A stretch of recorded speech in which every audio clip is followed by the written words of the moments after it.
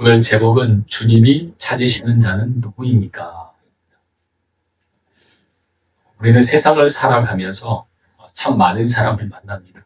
여러분 지금까지 살아오시면서 몇 명의 사람을 만났을까요? 손으로 꼽을 수 있겠습니까? 꼽을 수 없을 겁니다. 굉장히 많은 사람을 만나죠. 또 많은 사람을 찾으며 살아가는 존재가 바로 저와 여러분입니다. 직장에서는 유능한 인재를 찾아요.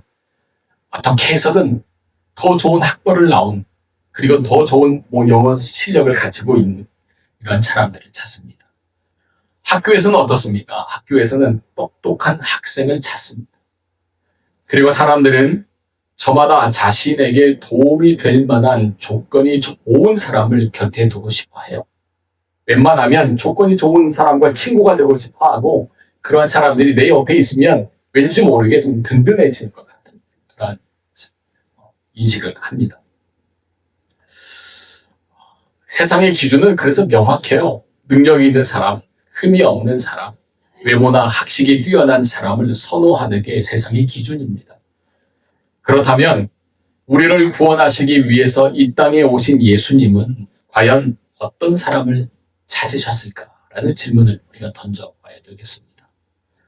오늘 본문 마가복음 2장의 말씀은 이 질문에 대한 아주 명확하고도 또한 은혜로운 해답을 오늘 저와 여러분에게 던져줍니다. 그리고 오늘 설교의 핵심은 그래서 아주 명확해요. 아주 분명합니다. 뭐냐면 예수님은 사회적 약자와 소외된 자들의 구원자이시다라는 사실입니다. 오늘 본문을 여러분 함께 읽었는데 이 본문에 누가 등장하냐면 알페오의 아들 레위가 등장합니다. 그의 직업이 무엇인가요? 성경을 읽었으니까. 알페오의 아들 레위의 직업이 무엇이라 나옵니까? 세리입니다. 세리. 당시 이스라엘은 로마의 지배를 받고 있었어요. 세리는 바로 그 로마 제국을 위해서 동족인 유대인들에게서 세금을 거두어 드리는 일을 했습니다. 그리고 당시의 세리는요, 정해진 세금 외에 더 많은 돈을 거둬 들였어요. 그래서 일부는 로마에 바치고 일부는 내각하고 그 일부는 자신의 배를 채우는 데 썼습니다. 그렇기에 유대인들에게 이 세리는요, 매국노였습니다. 매국노. 그리고 죄인이었습니다. 비난과 원망의 대상이었습니다. 그러다 보니까 아무도 그들과 밥을 먹으려고 하지도 않았어요. 아무도. 또한 이 유대인들은 이 세리를 바라볼 때 어떻게 바라보았냐면 사람으로 바라보지 않았어요. 개처럼 취급했다. 그런데 예수님께서 길을 가시다가 누구를 보냐면 세관에 앉아있는 레위를 보세요. 그리고 그를 제자로 부르십니다. 예수님은 레위가 어떤 삶을 살아왔는지, 사람들에게 얼마나 손가락질을 받고 있는지 그의 모든 행실과 처지를 다 알고 계셨습니다. 그럼에도 불구하고 그를 찾아가세요. 그리고 그를 제자로 삼으셨습니다. 이 놀라운 은혜의 사건 속에서 오늘 우리는 주님이 찾으시는 자가 누구인지, 그리고 이 사실에서 오늘 저와 여러분이 배워야 할 영적인 교훈이 무엇인지를 크게 두 가지로 나누어서 살펴볼 수 있으면 좋겠습니다. 첫 번째 내용인데요. 주님의 은혜를 결코 잊지 말라. 그렇습니다. 우리는 나를 찾아와 부르신 주님의 은혜를 결코 잊어서는 안 됩니다. 여러분 다시 한번 기억하세요. 내가 주님을 찾아갔습니까? 주님이 나를 찾아오셨습니까? 주님이 나를 찾아오셨어요. 내가 주님을 찾아간 게 아니에요. 주님이 나를 찾아오셨어요. 오늘 레위를 주님이 찾아가신 것처럼 말이죠. 본문에서 예수님께서 세관에 앉아있는 레위를 찾아갔습니다. 그리고 그 레위를 향해서 무엇이라고 말씀하냐면 나를 따르라라고 말씀하세요. 나를 따르라. 바로 그때 레위는 어떻습니까? 모든 것을 버려두고 지체 없이 주님을 따랐습니다. 자, 어떻게 이런 즉각적인 순종이 가능했을까라는 질문을 던져봐야 됩니다. 그냥 나를 따르라 하니까 다 버려두고 지체 없이 주님을 따라요. 어떻게 이 일이 가능할까라는 질문을 해봐야 되지 않겠습니까? 세리 레위는 자신의 직업 때문에 항상 사람들에게 손가락질을 당하고 욕을 먹이며 살았습니다. 겉으로는 로마의 권력을 등에 업고 있었고요. 돈을 많이 벌어서 떵떵거리며 사는 것처럼 보였은지는 모르겠지만 사람들의 차가운 시선 그리고 정죄 속에서 그의 마음은 깊이 병들어 있었습니다. 뿐만 아닙니다. 매우 위축되어져 있는 상태에 있었던 자가 바로 세리 레위였습니다. 철저한 고립감 그리고 외로움 속에서 살아가던 그에게 소문으로만 듣던 그 예수님이 다가오신 거예요. 예수님에 대해서 소문으로만 들었던 그 예수님이 자기 앞에 서 있는 겁니다. 예수님은 다른 사람들처럼 레위를 비난하지 않습니다. 정죄하지도 않았습니다. 오히려 다가가셔서 나를 따르라. 여러분, 이 말씀은 어떤 의미냐면 너를 나의 제자로 삼겠다라고 하시는 말씀이에요. 자, 그 말을 듣는 순간에 레위는 깨닫습니다. 무엇을 깨닫냐면 자신의 그 많고 추악한 모든 허물을 예수님께서 사랑으로 덮어주신다라는 사실을 그는 깨달아. 내가 비록 동족의 피를 빨아먹는 죄인이라 할지라도 이분만큼은 나를 포기하지 않으신, 나를 있는 모습 그대로 용납해 주신다라는 그 확신을 이 레위가 갖습니다. 그 크신 사랑을 받고 용납받는다는 이 벅찬 감격 때문에 그는 기꺼이 자신이 그토록 의지하던 세관의 자리를 박차버려요. 그리고 주님을 따라 나서게 되어지는 겁니다.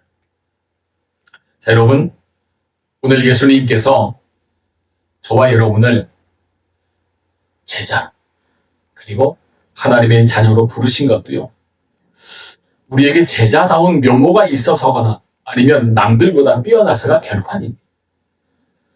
솔직히 우리 내면을 한번 여러분 들여다보면 어떠실까요? 세리 레위가 동족에게 비난받아 마땅한 일을 하며 살았던 것처럼 우리는 어떻습니까? 우리 역시 이기적인 욕심이 가득해. 우리 역시 이웃에게 상처를 주며 살 때가 많습니다. 또 예배한다고 말하지만, 기도한다고 말하지만, 찬송한다고 말하지만, 감사가 넘칩니다라고 말하지만요, 우리 역시 하나님의 뜻을 거스르며 살 때가 참 많습니다. 내 뜻이, 내 고집이 앞설 때가 참 많아요. 그리고 때로는 그럴듯한 변명으로 자신을 합리화할 때가 얼마나 많습니까? 그렇습니다. 불순종의 죄를 지은 적이 한두 번이 아닌 존재가 바로 저와 여러분이지 않습니까? 세상의 법정에는 서지 않았을지는 몰라도요, 하나님 앞에서는 우리 모두가 영적인 세리, 우리 모두가 씻을 수 없는 죄인임은 분명하다라는 사실을 말씀을 묵상하면서 깨닫습니다. 하지만 예수님은 우리의 그 모든 은밀하고 추악한 죄악을 다 아시면서도요, 우리를 먼저 찾아오셨습니다. 허물 많은 우리를 찾아오신 거예요. 죄 많은 우리를, 연약한 우리를 여전히 죄 가운데 빠져있는 저와 여러분을 예수님이 찾아오신 겁니다. 그리고 십자가의 보혈로 우리의 허물을 덮어주세요. 그리고 용서의 은혜를 베풀어 주셨습니다. 그래서 오늘 저와 여러분이 현재 이 자리에 있는 거예요. 이것이 바로 우리가 평생토록 감사함으로 주님을 따라야 할 단 하나의 이유라고 저는 말씀드릴 수 있습니다. 여러분, 찬송가 305장 어떤 찬송인가 여러분 아세요? 305장. 다른 건 몰라도요, 이것은 기억해야 됩니다. 아주 유명한 찬송이에요. 나 같은 죄인 살리신이라는 찬송. 세계적으로 너무나 유명한 찬양이고요. 예수를 믿지 않는 사람들도요, 이것을 불러요. 이 찬송. Amazing Grace라고 많이들 부릅니다. 자, 이 위대한 찬송시를 지은 사람이 누구냐면 존 뉴턴이라는 목사예요. 이가 원래는 목사가 아니었습니다. 원래는 아프리카에서 흑인들을 잡아다가 파는 노예 무역에 종사했던 사람이었습니다. 온갖 잔인한 그리고 잔악한 죄를 지었던 사람이었어요. 사람의 생명을 물건처럼 취급하던 자였습니다. 어찌 보면 구제불능의 악당 중에 악당이 바로 존 뉴턴이었습니다. 그러나 하나님은 폭풍을 치는 바다 한가운데서 두려움에 떨던 그를 찾아가 부르심이 그리고 회개하게 하세요. 놀라운 은혜를 경험합니다. 그래서 이 존 뉴턴은 이후 무엇이 되냐면 목회자가 돼요. 그리고 평생을 노예 해방을 위해 헌신하는 삶을 살게 됩니다.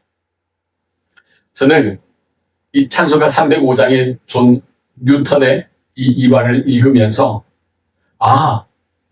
내가 바로 이 사람과 같고 내가 바로 세리 레위와 같구나 라는 사실을 깨달았습니다. 도저히 구원받을 자격이 없는 이 죄인의 자리에서 하나님의 전적인 은혜를 입었던 존재가 누구입니까? 바로 저와 여러분이지 않습니까? 그 은혜를 입었다면 우리는 평생 그 은혜에 합당한 삶을 살기 위해서 힘을 다해야 되지 않을까라는 생각을 말씀을 묵상하면서 하게 되어집니다. 나를 찾아와 주신 주님의 그 십자가 은혜를 우리는 매일의 삶 속에서 잊어서는 안 돼. 나를 찾아와 주셔서 감사합니다. 나와 함께 하셔서 감사합니다. 나를 하나님의 자녀 되게 하심도 감사하고 또한 제자 삼아서 세상으로 나아가게 하심도 감사합니다. 이 은혜를 여러분 결코 잊지 않는, 그래서 주가 부르시는 그 부름에 합당한 삶을 사는 저와 여러분 될 수 있기를 주의 이름으로 부탁을 드립니다. 두 번째입니다. 누구에게나 전도하라. 누구에게. 예수님의 그 크신 은혜를 받았다면 우리는 어떻게 해야 될까요? 누구에게나 복음을 전하는 전도자가 되어야 합니다. 예수님을 만나 새 생명을 얻은 이 레위의 마음에는요, 무엇이 가득했냐면 주체할 수 없는 기쁨이 넘쳐났습니다. 그래서 그가 한 일이 뭐냐면 주님을 자기의 집으로 초대해요. 그리고 큰 잔치를 엽니다. 그리고 그 가운데에는 가족들은 물론이고요, 평소 자신과 함께 어울렸던 직장의 동료들인 다른 세리들 그리고 죄인들까지 다 모아놓고 성대한 식사를 대접합니다. 자신이 만난 이 놀라운 예수님을 그들에게 소개해주고 싶었던 거예요. 내가 예수를 만났다. 그 예수님이 나를 부르셨고 나를 제자 삼아주셨다. 이 사실을 많은 사람들에게 알려주고 싶었습니다. 그런데 이 아름다운 잔치에 불청객들이 찾아와요. 오늘 말씀에 그 내용이 나옵니다. 지나가던 바리새파 서기관들이 이 레위의 집을 보는 거예요. 지나가다 수많은 사람들이 모여있는 모습을 보는 겁니다. 그리고 그곳에서 예수님이 세리와 죄인들과 한 상에 둘러 앉아서 음식을 드시는 것을 보고 그들은 예수님을 맹렬하게 비난하기 시작해요. 여러분 16절 말씀 우리 함께 보실래요? 16절 말씀이 그 말씀입니다. 함께 읽어보겠습니다. 함께 하시죠. 바리새인의 서기관들이 예수께서 죄인 및 세리들과 함께 잡수시는 것을 보고 그의 제자들에게 이르되 어찌하여 세리 및 죄인들과 함께 먹는가? 아멘. 자, 이 비난에 대해서 우리 예수님은 기독교의 역사상 가장 위대한 선언 중에 하나를 말씀하십니다. 그 선언이 어디에 나오냐면 바로 밑에 17절에 나와요. 여러분 우리 17절 말씀도 함께 읽겠습니다. 함께 하시죠. 예수께서 들으시고 그들에게 이르시되 건강한 자에게는 의사가 쓸데없고 병든 자에게라야 쓸데있느니라. 나는 의인을 부르러 온 것이 아니요 죄인을 부르러 왔노라 하시니라. 아멘. 당시 세리는 유대 사회에서 철저히 외면당하는 사람들이었습니다. 쓰레기 같은 존재들이었고 또한 그들은 병든 자들이었습니다. 예수님은 그들을 변화시키기 위해서 의사로서 병자들을 찾아오신 것. 우리는 바로 이런 예수님의 성품과 예수님의 시선을 배울 수 있어야 되겠습니다.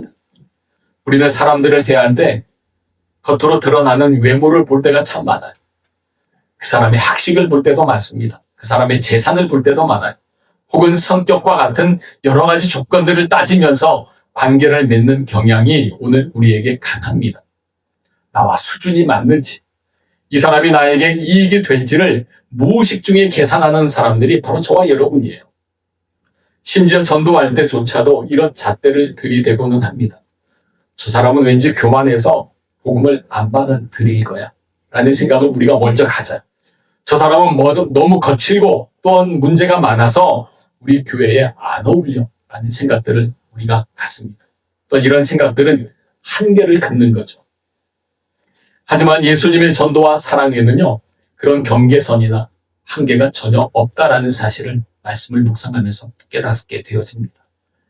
세리, 레위처럼 사람들에게 비난받고 외면당하는 사람들이나 과거가 복잡하여서 사람들의 눈을 피해 낮에 우물가로 물을 기르러 나왔던 사마리아 여인과 같은 사회적 약자들을 예수님은 일부러 또한 적극적으로 찾아가셨음을 우리는 성경을 통해 이미 알고 있습니다.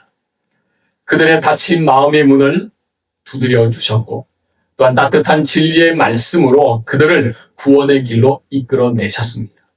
그 결과 어떻게 되었습니까? 우리는 너무나 잘 알고 있죠. 사람들에게 손가락질 받던 세리 레위는 예수님을 믿고 완전히 변화되었습니다. 그리고 놀랍게도요, 신약 성경의 첫 번째 책인 마태복음의 저자 마태가 되었습니다. 이 얼마나 놀랍습니까? 예수님의 십자가 사랑이 한 민족의 배신자를 위대한 복음서의 저자로 탈바꿈시켜 주신 거예요. 때때로 우리의 편견은요, 복음이 흘러가는 것을 막는 가장 큰 장애물이 될 수 있다는 사실을 우리가 분명히 알아야 됩니다. 누군가를 비판적이고 또한 부정적으로 바라보는 우리의 시선이 그 영혼을 아예 전도 대상자에서 제외시켜 버릴 수도 있다는 사실을 우리가 명심해야 돼요. 저 사람은 절대 안 돼 라는 생각은요, 예수님의 생각이 아니라 나의 교만이라는 사실을 우리는 다시금 명심해야 됩니다. 여러분 기억하십시오. 주님은 우리의 악하고 추악한 행실에도 불구하고 우리를 포기하지 않으셨습니다. 오히려 오늘 저와 여러분을 부르셔서 변화시켜 주셨어요. 우리는 주 예수를 통하여서 변화되어진 존재입니다. 이 사실을 오늘 저와 여러분이 안다면 우리가 감히 누구를 포기하고 누구를 정죄할 수 있겠습니까? 우리는 그럴 존재가 아님을 분명히 알 거예요. 예수님은 이 시간 또한 이 순간에도 우리 주변에 소외되어지고 외면받으며 또한 상처 입은 자들을 우리가 먼저 찾아가기를 원하고 계십니다. 우리의 발걸음을 통해서 주님의 십자가 사랑이 그 많은 사람들에게 전하여지고 그들 또한 구원의 길로 인도되어지기를 간절히 예수님은 기대하고 계신다는 사실을 여러분 항상 기억하는 저와 여러분이 되어야겠습니다. 말씀을 맺습니다. 사회적으로는 지탄받던 세리 레위가 예수님을 만났습니다. 그래서 위대한 사도로 변화된 것처럼 주님은 지금도 완벽한 자가 아닌 긍휼이 필요한 상한 심령을 찾고 계십니다.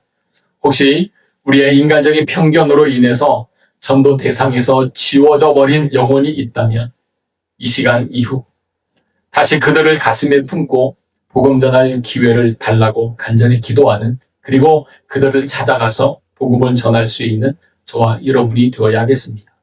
우리를 구원하신 십자가의 은혜를 항상 기억하면서 이제 남아있는 한 주간 차별 없이 주님의 사랑을 흘려보낼 수 있는 거룩한 통로, 오늘 저와 여러분 다 쓰임받게 될 수 있기를 주의 이름으로 부탁을 드립니다. 기도하겠습니다.